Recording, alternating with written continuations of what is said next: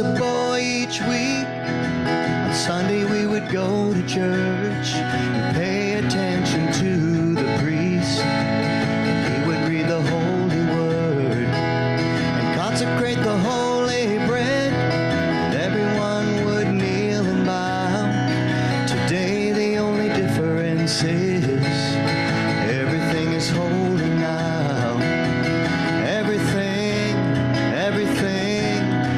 Everything is holy now. When I was in Sunday school, we would learn about the time Moses split the sea in two, and Jesus made the water wine. And I remember feeling sad that miracles don't happen still, but now I can't keep track, 'cause everything's a miracle.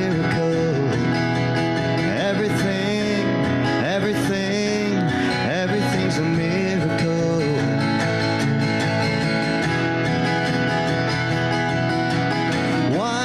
Wine from water is not so small, but an even better magic trick is that anything is here at all. So the challenging thing becomes not to look for miracles, but finding where there isn't one. When holy water was rare at best, it barely wet my fingertips, but now I have to hold my breath like I'm swimming in a sea of it. It used to be a world half there, heaven's second-rate hand-me-down, but I walk it with a reverent air, 'cause everything is holy now.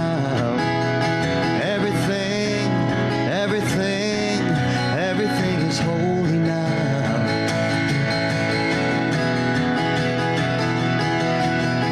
Read a questioning child's face, say it's not a testament, that'd be very hard to say. See another new morning come, say it's not a sacrament, tell you that it can't be done. This morning outside I stood, saw a little red-winged bird shining like a burning bush, singing like a scripture verse. It made me want to bow my head. I remember when church let out, how things have changed since then. Everything is holy now.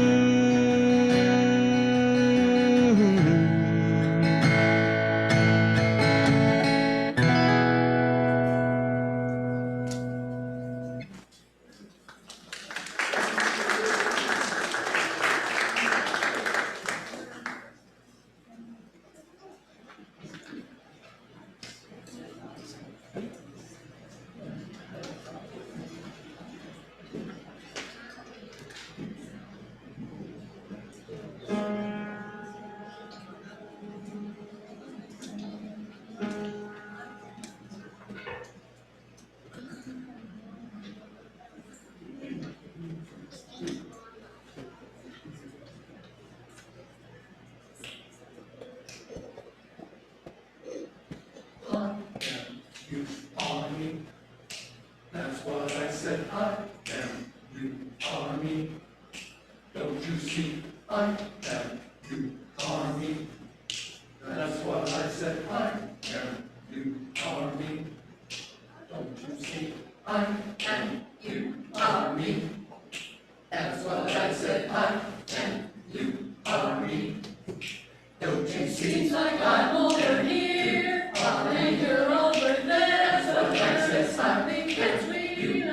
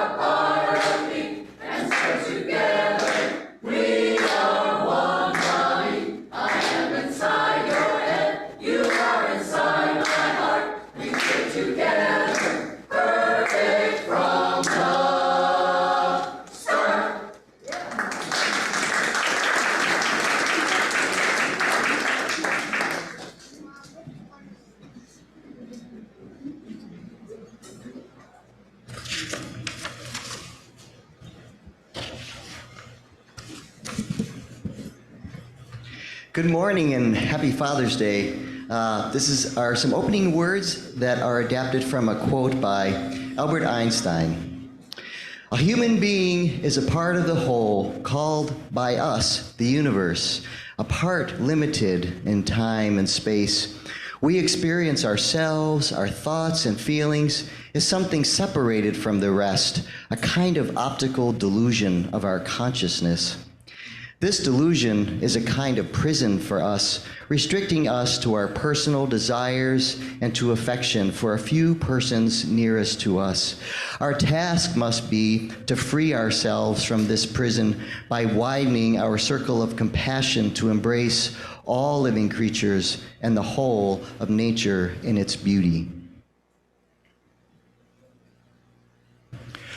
Good morning. I'm Bob Davis, a member of People's Church Sunday Services Committee. People's Church is a member congregation of the Unitarian Universalist Association. Here we strive to be a beloved community, embracing and serving our diverse world. We are so glad that you are here with us today, no matter your imperfections, where you are on your ethical, religious, or spiritual journey, who you love, what your pronouns are.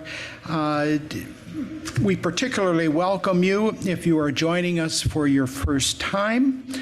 Our only request is that you join us with an open heart and open mind as we explore life's deepest questions. At the very least, we utilize the works of all the major religions, science, philosophy, the arts, and our own personal experiences. This is a special day of celebration of fathers. All of us have fathers. Not all of us remember their fathers well or have fond memories of their fathers. Some of us have tried to be fathers and maybe are not, we never had a son or daughter to raise, but all of us have encountered children, and here we celebrate everything people do to try to raise a child in this world. This is the first of our summer services. These differ because they incorporate a congregational discussion at the end. More about this later. Children are welcome in this service, but our nursery is open, and our religious summer education program for children does begin today. They can meet their instructors in room 19, which is the large room at the top of the stairs.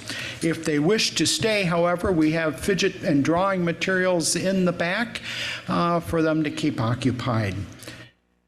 Today's service is a farewell service led by Darryl Loiacano, who is moving to Vermont after 3 decades in Kalamazoo. Darryl is a retired medical social worker, singer, songwriter extraordinaire, avid bicyclist, gardener, and dog lover. His composition, People of Hope, which we will be singing at the end of the service today, won the Silliman Award from the Unitarian Universalist Musicians Network in 2016. We will miss him. And now some announcements. Next week, our Sunday services will be watching live stream the Sunday morning service from the UA General Assembly. That service doesn't start till 11, so we'll have a few 15 minutes of service here on our own. The service will extend till about 12:30, and so you may or may not wish to bring a sandwich or snack to tide you over until the service ends. In 2 weeks, on July 2nd, we will have an overdose prevention training following the service. Attendees will learn about addiction and be trained to administer Narcan or naloxone, which can save the life of people who have overdosed on opioids. Advanced registration is required. Please contact Reverend Rachel. Lunch will be served and childcare is provided. And now is Lori Roop here today?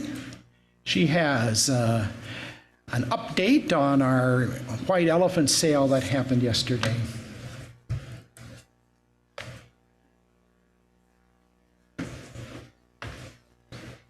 Good morning. We had a beautiful day yesterday for the sale, and first and foremost, I want to thank everybody who contributed, whether you donated items or helped set up or tear down or publicity or cashiering. It takes a whole group of us to do it, and it's such a joy to work with these folks at this church on any project because everybody always just pitches in and does whatever needs to be done.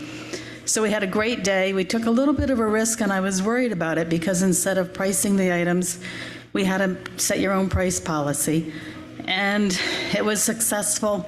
We made record sales, and we'll be contributing $2,500 to the budget so that we can continue to do the good works that we do at People's Church. So thank you.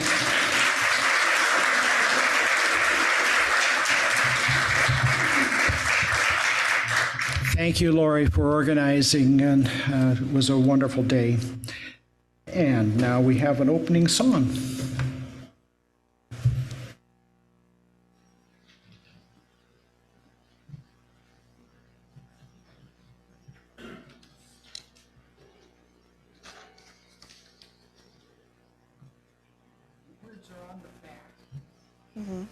Yeah, so if you would rise in body or spirit, we are going to sing just the first and third verse of Swimming to the Other Side.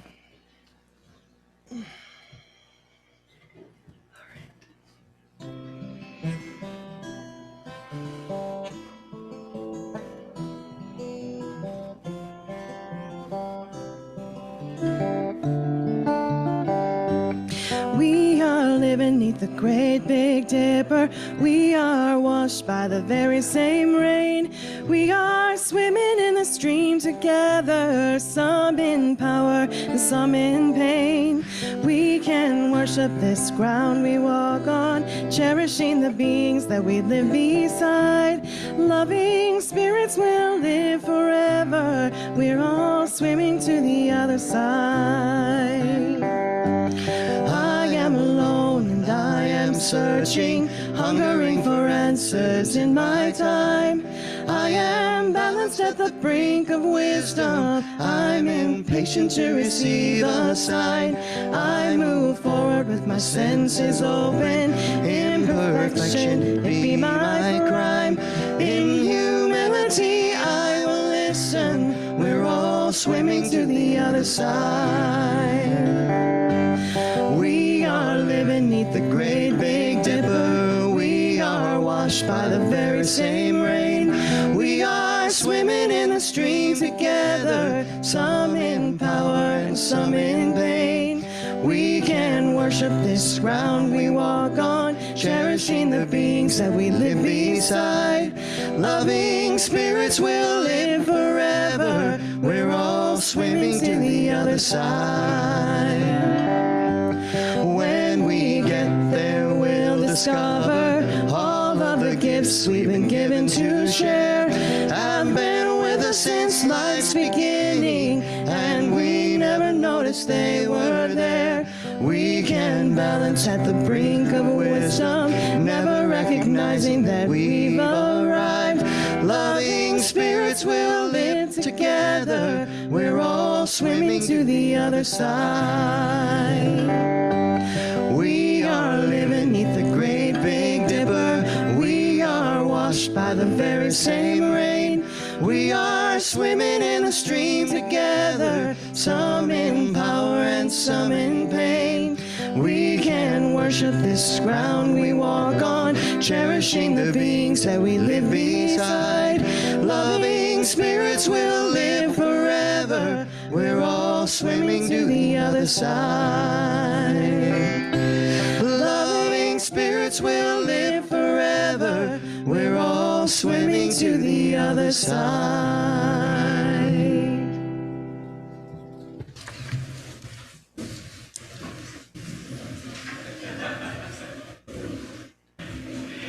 Every week, we light a chalice symbolizing, among other things, the warmth of our community, the transience of life, and our membership in the Unitarian Universalist Association. If you're lighting a chalice at home, you're encouraged to type in the chat box, "A chalice is lit in your neighborhood, city, or street."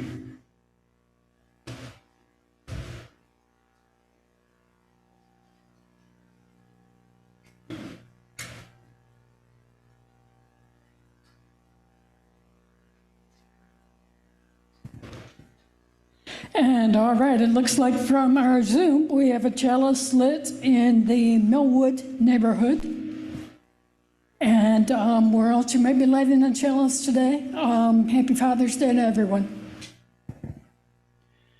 Our chalice lighting words today are by Adam Slate.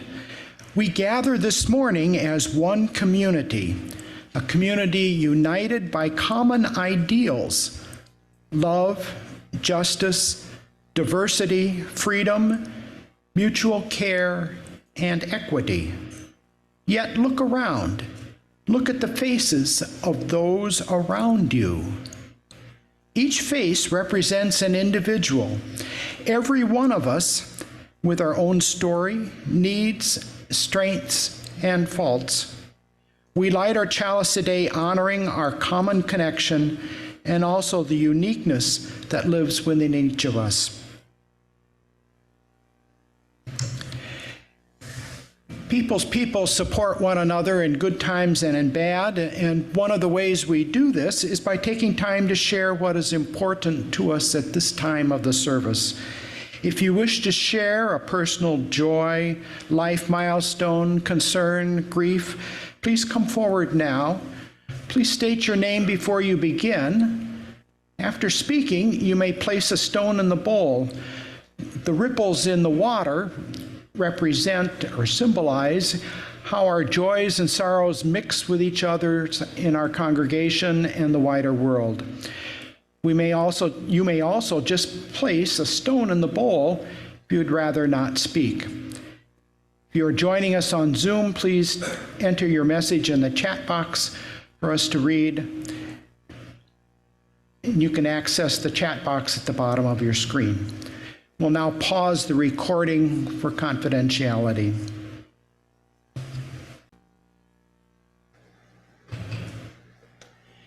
People's people are generous with their time and talent and treasure in this community and in the wider world. All three of those factors are necessary to support this church, the programs, and the staff.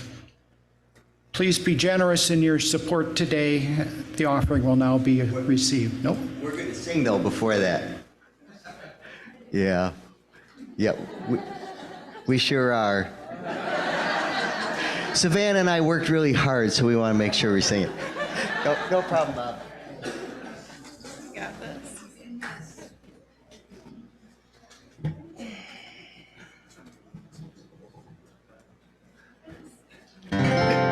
Here we go.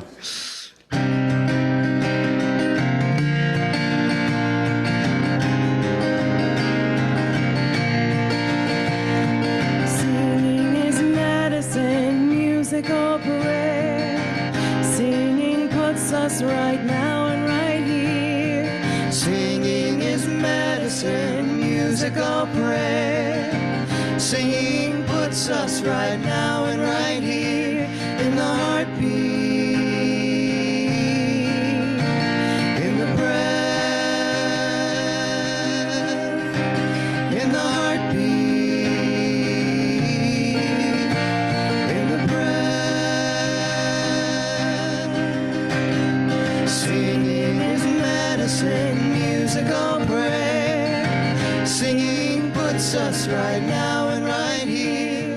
Singing is medicine, musical prayer. Singing puts us right now and right here in the heartbeat, in the breath, in the heartbeat, in the breath, in the heartbeat.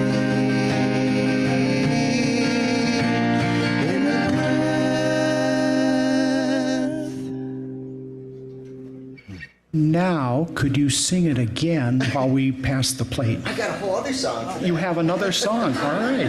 Okay. Okay. You can come forward and pass the plate now.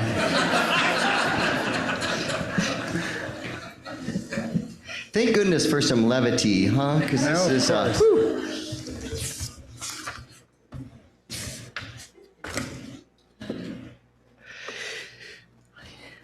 Yes, I wanted to share this song because our theme is this morning is kind of about being connected and how we stay connected to ourselves and the people around us when things are changing, as they are, as they tend to do.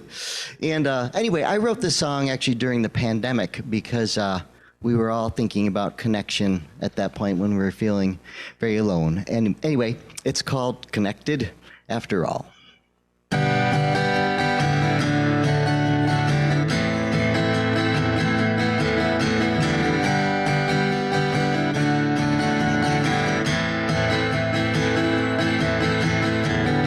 I think it began when we were young, like a melody with no words, a song unsung. We knew it inside like some great call, that we are connected after all. The salt of the sea is in our veins, the dust of a burning starlight years away, like rivers and lakes and waterfalls. Well, we are connected after all. So here we are, here we'll stay, heart to heart, on a brand new day. Oil and flame, and a world with hope made new. We are connected, me and you.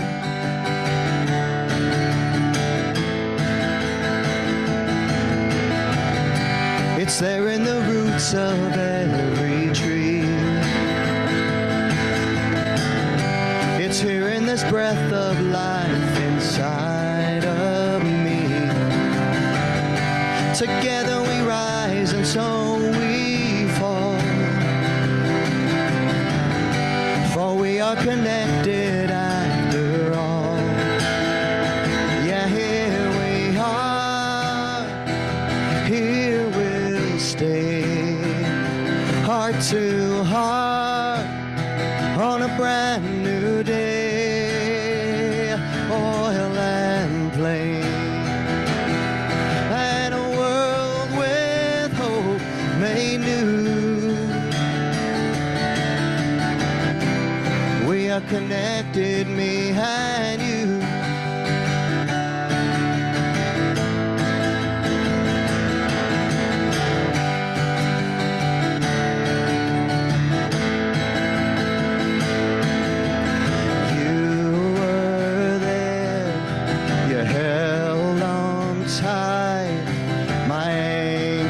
Strong, my beacon light in joy and pain.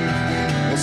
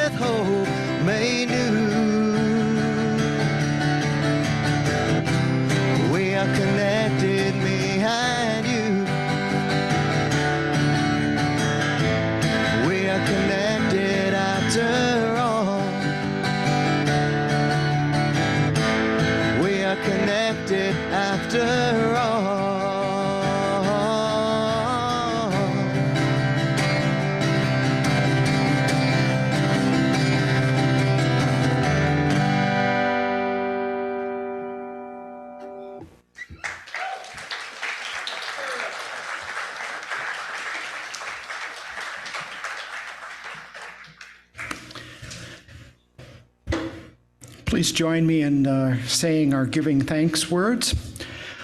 From the countless gifts we each have been given, gifts of life and love and sustenance, we bring these small portions to share in the works of love which none of us can accomplish alone.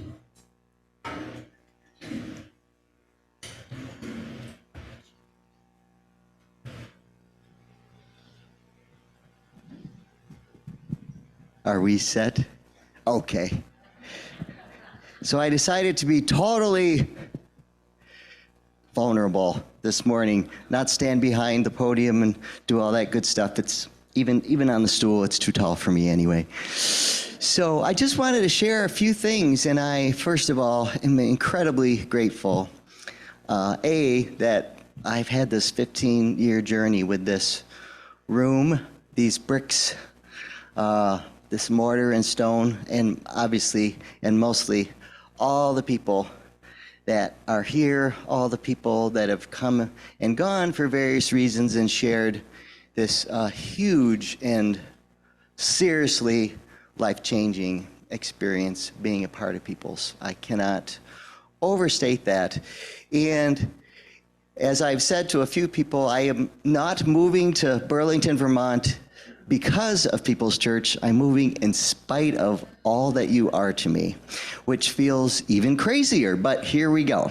So I wanted to spend just a few minutes talking a little bit about that process of how I got to this decision, and then talk about how I look at moving on and experiencing change.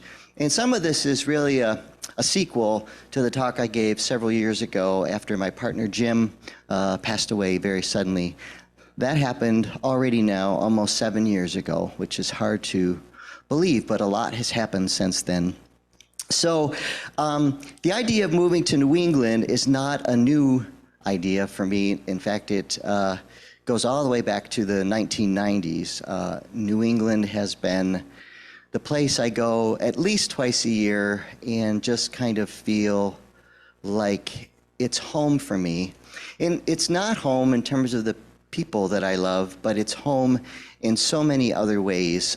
Growing up in upstate New York, which is very similar. I kind of grew up on the other side of the Adirondack Mountains, and Burlington is on the east side of the Adirondacks. And so part of going there is just a combination of different things, right? It's missing my climb. It's wanting to return kind of where I started, which happens to some people as they get older.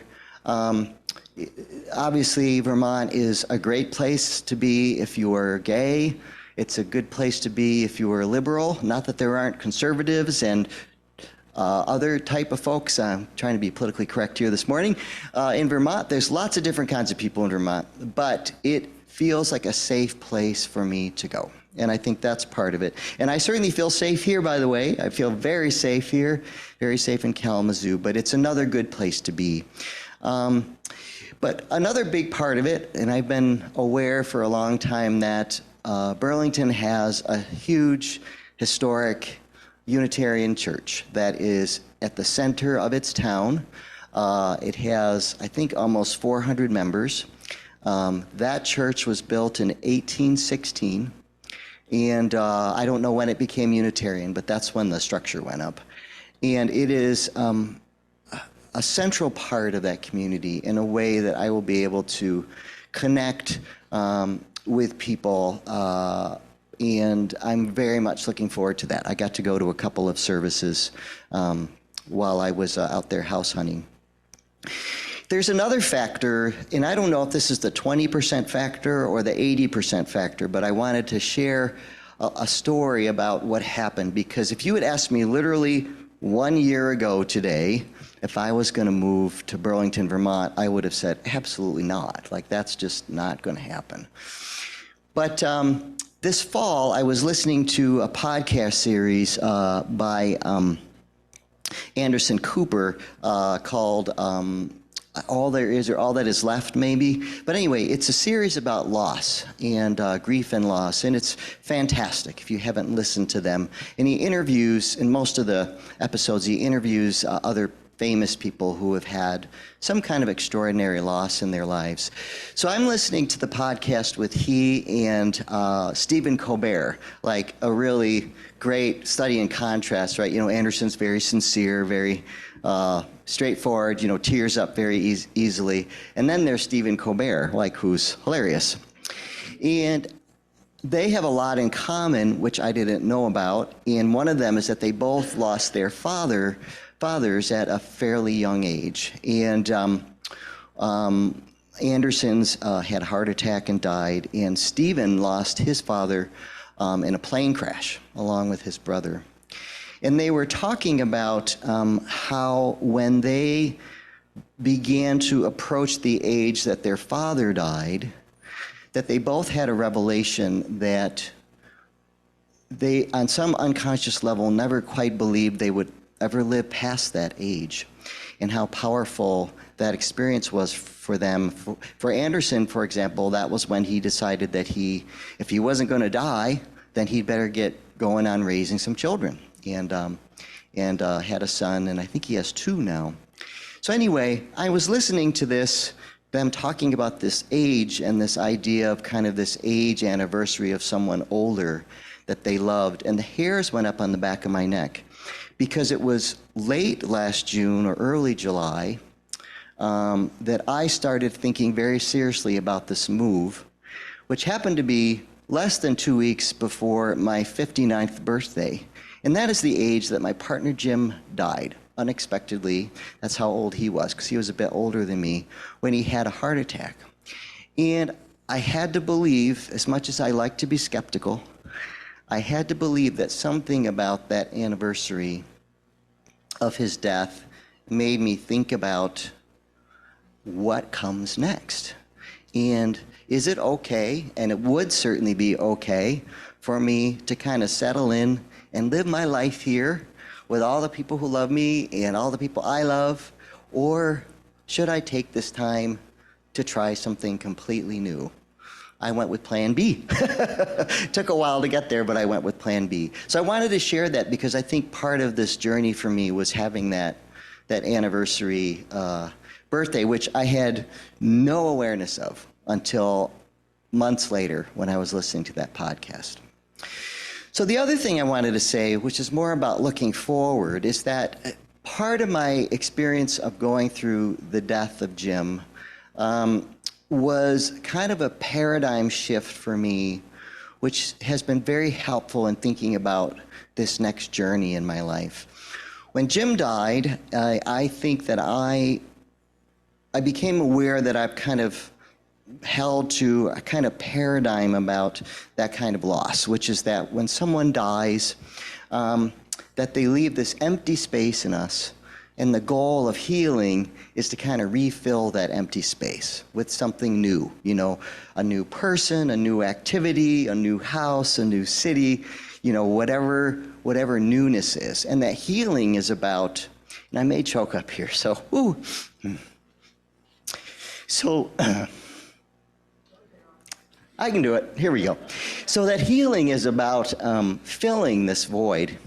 And at some point in that very long and painful journey of grief, I became aware that no. For me, at least, this is not about filling a space. He is still there. Everyone I love is still there. The healing isn't about filling an old space. It's about becoming open to the new, right? It's about being ready to feel and embrace all forms of love and excitement again. And I wanted to say that because that's the irony. When I pull out of here tomorrow morning, I won't feel empty. I won't feel alone. You all, and so many people, I am totally filled with a sense of love and well-being. And that's what helps me make this next step in my life. It's not because I'm leaving a place that's empty. It's because I am so darn full and I feel so strong that I feel like I can do it. So I just wanted to share that with you all this morning. And we're going to have a little time to have a brief discussion. We got plenty of time. And Then we're going to sing People of Hope, and it might just mostly be you, because I don't know how much singing I'm going to do, but I'm going to try. But I thought about that we could have a really good conversation, I think, about what it is that helps you, what helps sustain you, ground you in times of change, especially unexpected change that you didn't think was going to happen in your life. And it could be loss, but it could be just any kind of change. I would be interested to hear your ideas about kind of what helps you have that sense of continuity as you move forward, whether it's things you do every day, if it's spiritual practices, if it's people you talk to, places you go, ways that you get centered. Anyway, I think that would make a really interesting conversation. I think Bob's going to head around the microphone.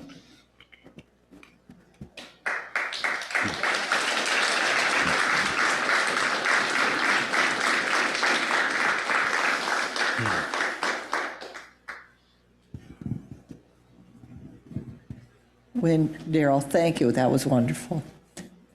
When you said that you didn't know why you were going, or that you needed to go to the mountains, Jill McAllister once told me that, and this was when she was when she announced that she was going to Oregon. She said that mountains were her place of spiritual peace or being. And we had this very interesting discussion. For me, it's water and the lake. Right. But for her, it's mountains. So I think each person has to be aware of that. Yeah, I agree. And for some people, it's open land, it's prairie, it's grass. I mean, that's a very interesting thing. But I do remember when Jill said that. Yeah. Hey, Bob, we've got Well, please introduce yourself, too. Catherine Niesing. When I was about 20 years ago or more, I lost my voice. I could not sing, which those of you who know me know that would have been, it was just devastating. I was in 3 choirs singing solos and I could not sing.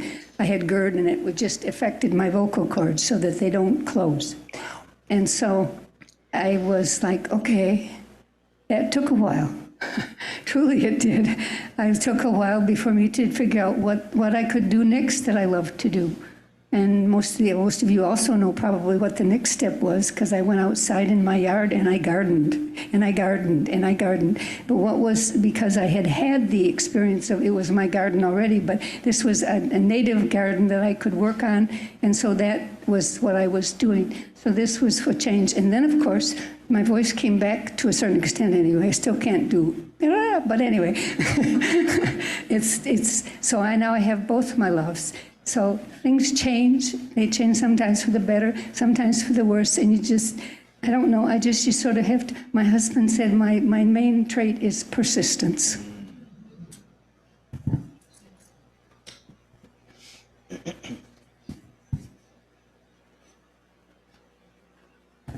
My name is Brian Lewis. I wasn't sure what I was going to say, but I really like the question. And I make the connection of loss from this perspective of death. So Father's Day, I wasn't that close to my dad, but I stayed connected with him a lot, and it was wonderful. I was very close to my mom, and she passed in February, and I'm not going to say some of the stuff that's making my voice choke up, but I was devastated by something that just was unthinkable as a result of that whole process of that situation. And yet, my whole life, I was like the youngest child. So this is where it sustains the answer of my sustaining. As the youngest child, I had to learn to roll with the punches and just go with the flow. And so that, plus I kind of see things from a long perspective. So like, I'm working with some people for 35 years in an institution, and I know when I stop working there, we'll drift apart because that's how life is. Just roll with the punches. Music is what helps me sustain. Well, that seems to be the theme, because certainly, my name is Marty Newman, by the way, that certainly is the main thing that has sustained me. But I find myself very moved today because my father died when I was 6, and it was suicide, basically. It was passive suicide, but it was. And I've always been kind of numb on Father's Day, even when I had a child and a husband, and we celebrated that. But today, it's the funniest thing. This morning, I was listening to CBS, and they were talking about that. And I sang my first solo in church when I was 2 years old. And I got to do it because my father was the minister, and he let me. But to be honored at such a young age and to be able to continue to develop that talent and that ability is the gift he gave me. And I've never thought of it before, and I'm so grateful.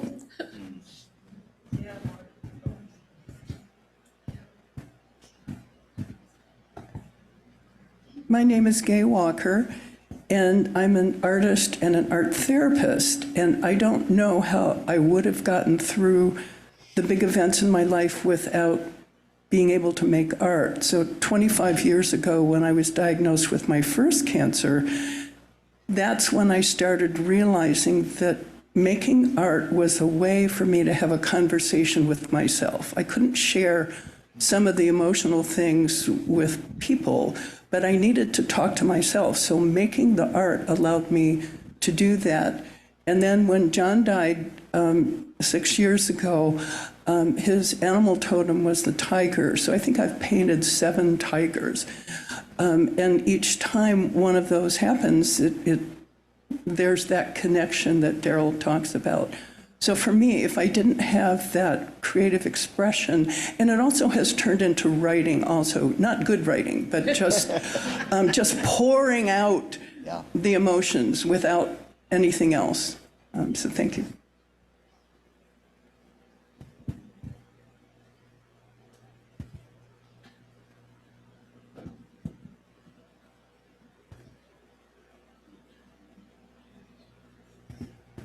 I'm Missy House-Kurtz, and I shared a relatively small LGBTQ plus community with Darryl in the late 80s. And at church. Way back in the day, right? Yeah. And a church that I left behind with my previous relationship, which has been a big loss. But of course, being a part of People's, it was a good fit for my new nuclear family. So we'll miss you. We'll all miss you.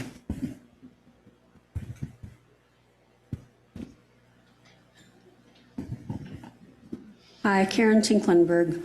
I've been through a lot of losses in the past 5 years or so, starting with my father, who I had lived with for almost 20 years, and had to move out of the house, couldn't afford to stay there. And then after I moved into my new home, an apartment complex, I lost my dog because I had to give her up, because she made too much noise. And to this day, I am afraid to get another dog because of the pain that caused me. But anyway, as far as what I do, and also I'm a little bit of a depressive anyway, for my whole life, and I'm on antidepressants to this day. But what I do, I try to kind of fill my time with things that will allow me to connect with other people, because otherwise I think I would isolate myself and, just get into the television and reading and solitary activities. So I have become a member of a recorder group. Actually, Rick Johnson got me into that. Thank you, Rick. And that's been going on for quite a while. And also smaller recorder groups. And I'm also now in a peace group, Kalamazoo Nonviolent Opponents of War. I was asked if I could be in their leadership collective, even though I hadn't been doing anything with them since the Iraq War. But I said, sure, why not, So we have meetings with them, and I've gotten to know some of the other people involved, mostly men. And also on one day a week, I tutor well, not refugees so much, but immigrants, people from other countries who want to improve their English, which is kind of, it's something I'm pretty good at, so I enjoy that. In my wheelhouse, I guess that's what I'm trying to say. And then I'm also involved with the church, and the apartment complex I'm in has several groups that meet. There's painting classes, there's writing class, there's birthday parties, and so on. And I really think that's been helpful for me, to get out of myself. And the other thing, like somebody else was saying, is nature. I really enjoy being out with the trees and the animals. So I guess that's all I have to say.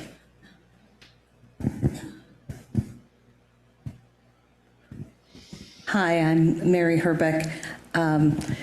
George and I made a big move less than 2 years ago now, so we appreciate what you do and how difficult it is in some ways, but we made the decision in July to leave, July of 21, to leave New Mexico and to come back to the Midwest. And we knew we wanted to come to Michigan. We were from Chicago, and we've got family close by, and Michigan is so beautiful.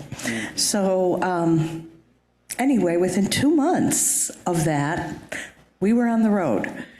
And 2 months after that, we had moved into our new house. So it was fast. And, but it is energizing in a wonderful way. And you don't have to move to do this. I'm just saying, I'm sorry you're leaving, Darryl, but for us, it turned out to be just a wonderful thing. And George's brother's been staying with us recently because of some issues with his family. And we wouldn't have had room for him in our little bitty house in New Mexico, and it would have been so much harder to get to him when he needed us if we weren't here. So it's just been a gift. Awesome. So I appreciate the validation.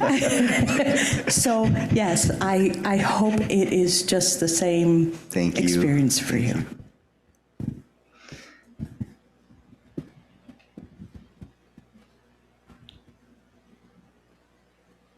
Well, Darryl, I'm Bob Friedel. As you roll along, I have a gift for you. I have included the pasty recipe out there. And when I was struggling, and this is rolling with the punches, when I was struggling to find recruits to help me in the kitchen, Darryl shows up, and he is the best roller I have ever seen.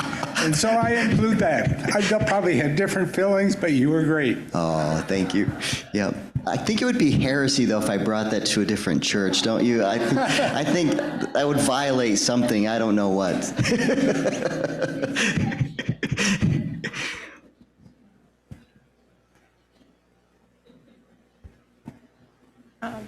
I'm Martha Cohen, and I have been lucky to know Darryl in another capacity as a fellow medical social worker in this community. And it takes a lot to do what Darryl has done in a kind and compassionate way for so many years. I'm thrilled that he's getting a chance to move to New England. My parents were from there. We always went back every summer. And to enjoy the wildlife in the mountains and the lobster and clams. It's a different environment. And if you go to visit him in Vermont, pay attention. The road signs are the size of residential street signs in Michigan, and they're brown and white.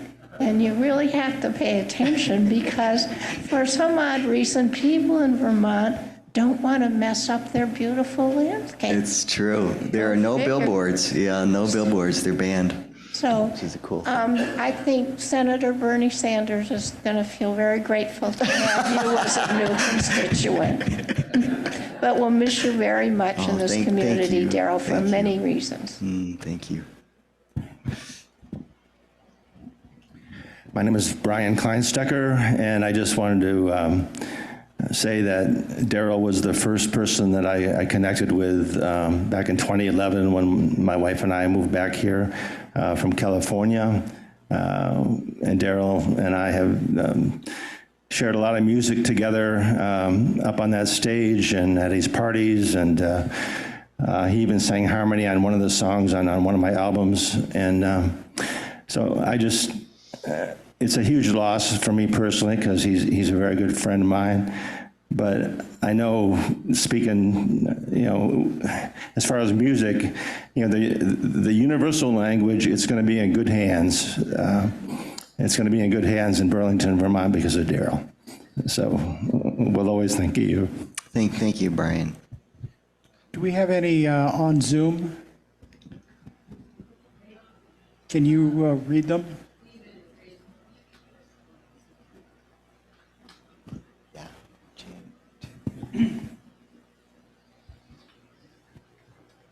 On Zoom, coming from an anonymous iPhone, I want to be resilient and independent person. I want to change to improve my speech. When Darryl came back home, but I remember left my country and friends and lost during the war in Syria. I am trying to do my best. If I can do better, I will thank Reverend Rachel and Ann and Sally and People's Church. That's by Adam. Hey, Bob, we had a couple up front too, just so you know. Three at least. Three, okay. One here and two over here. I'm David Isaacson, and I've come to be a fairly good friend with Darryl through the church. Ironically, for a number of years, I didn't even know this blessed man wasn't my neighbor. I stick to myself too often, and I'd rather ride a bike than walk.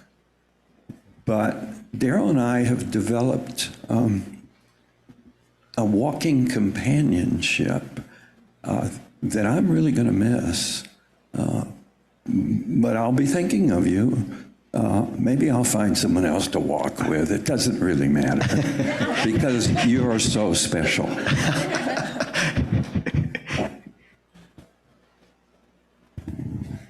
I'm Martha Beverly. Darryl, first, thank you for your music. You just lift everyone's spirits.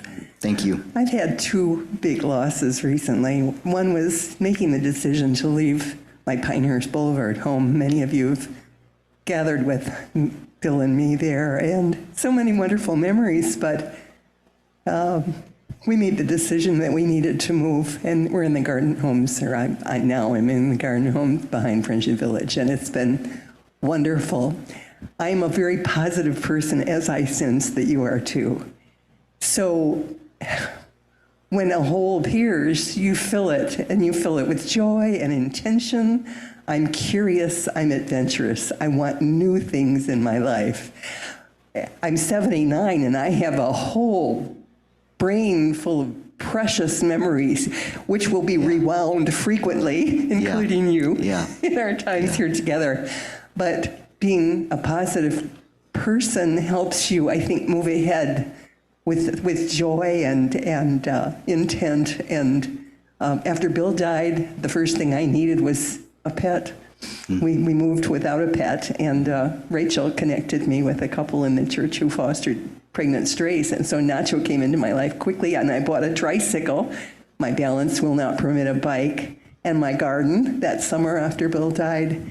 But most important of all are all the connections of people in my life, both near and far, reaching out to others, being reached by others, getting involved in Osher Lifelong Learning and the church activities, and plugging in instead of shutting down. That is a part of who I am, and I sense that you are headed in a similar direction with your own.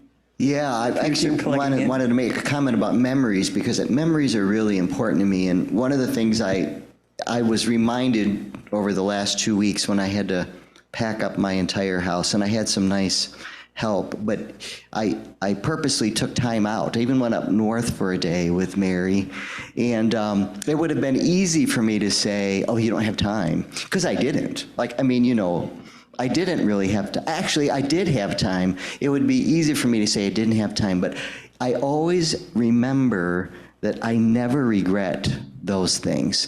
You regret sitting home by yourself and worrying about boxes. You never regret spending time with someone you care about, no matter what else is going on.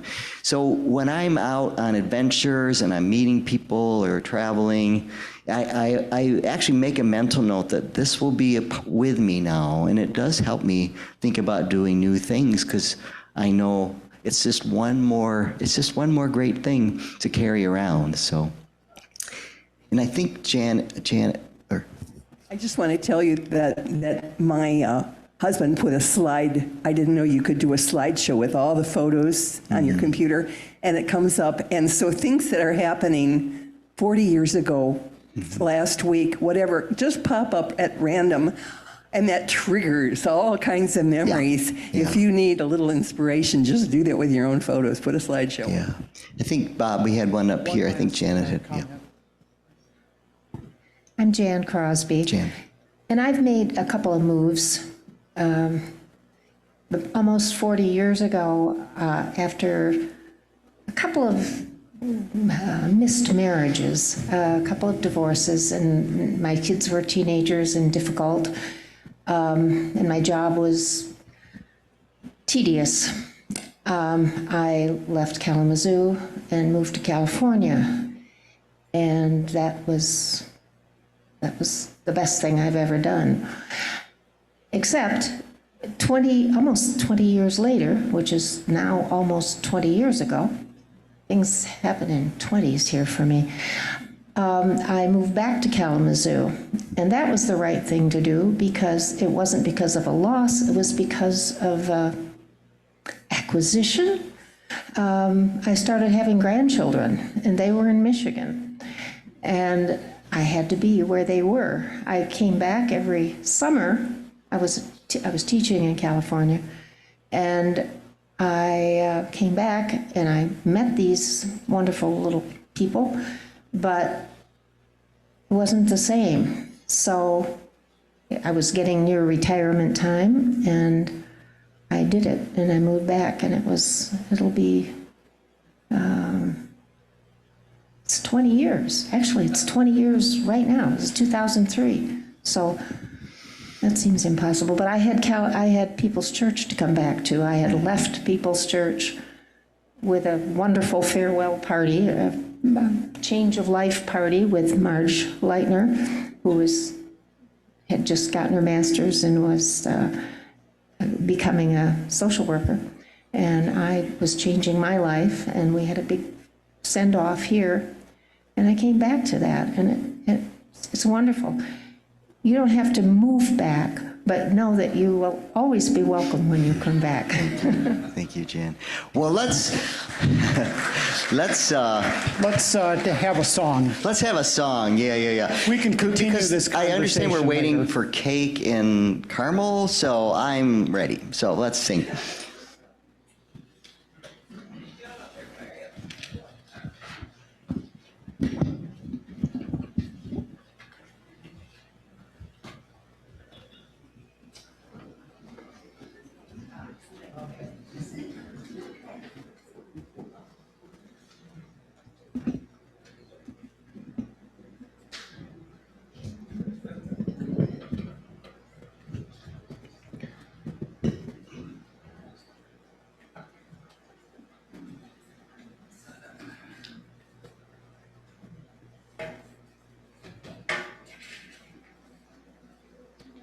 Oh, and I'm here to make a pledge that this will not be the last time we sing this together. Okay, let's make that promise.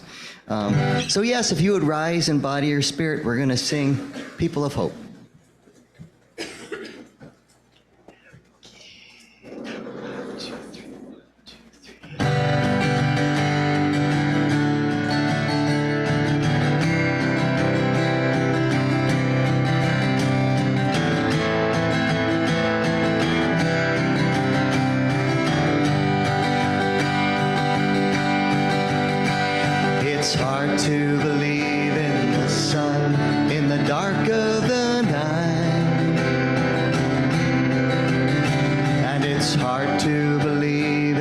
stars in the bright morning light. Well, we all need a place we can go to learn what is real, to ponder the depths of the soul where truth is revealed. Oh, this is our place. This is our home. Working and seeking, we're never alone. In this mortar and stone, these windows and walls, love's earthly home, heeding the call. It's bread for the journey, oil for the flame, for people of love, people of hope, people of change. It's hard to believe there is peace when war rages on, and it's hard to believe there is love in hate's raging throng. But for every brave soldier, a peacemaker takes her own stand, and for every soul long turned away, there waits a new hand. Oh, let it be you. Let it be me. Here in love's dwelling, we learn to believe in this mortar and stone, these windows and walls, love's earthly home, heeding the call. It's bread for the journey, oil for the flame, for people of love, people of hope, people of change. When a place is what welcomes you in, you build it, you change it, so the promise of love can begin here in this room.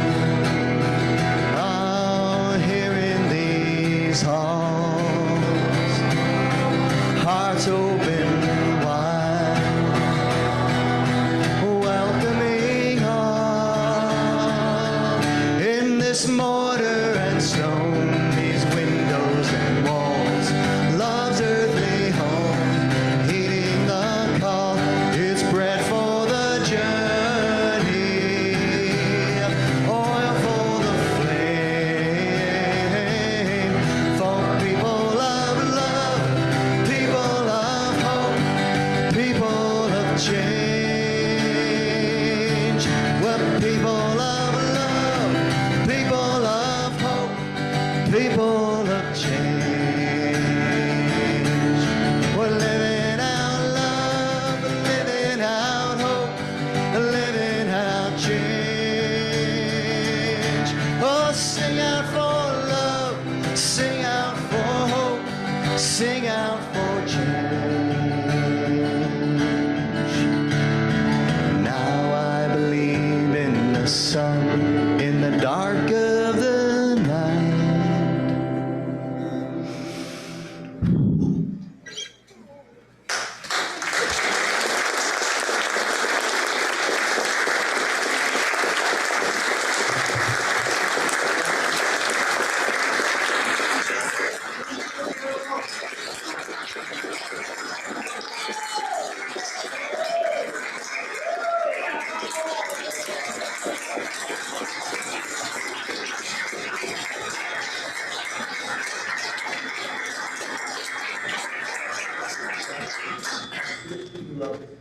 We'll be back, you can trust me.